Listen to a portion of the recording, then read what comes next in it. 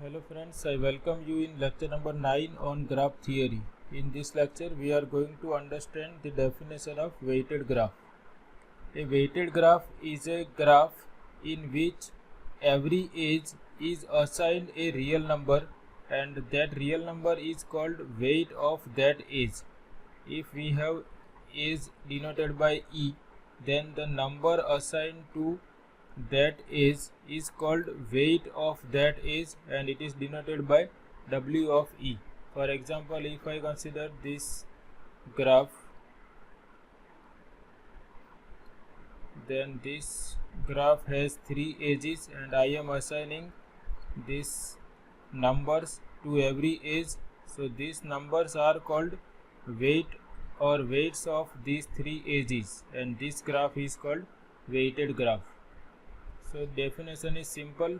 A weighted graph is a graph G in which each edge has been assigned a real number denoted by W of E and that real number is called weight of edge and this graph is called weighted graph. Here I have drawn two graphs which are weighted graphs. You can see here we have 4 vertices and this weights 1.4, 3.2, 1.5 and 6.4 are assigned to every edge.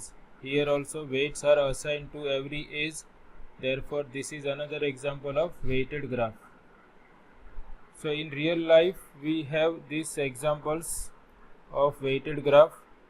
A graph representing a system of pipelines in which the weights assigned indicate the amount of some commodity transferred through the pipe. This is an example of weighted graph. A system of pipelines in which weights assigned indicate the amount of some commodity.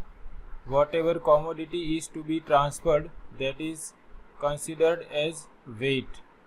So this is one example of weighted graph. Similarly, a graph of city streets may be assigned weights according to the traffic density on each street.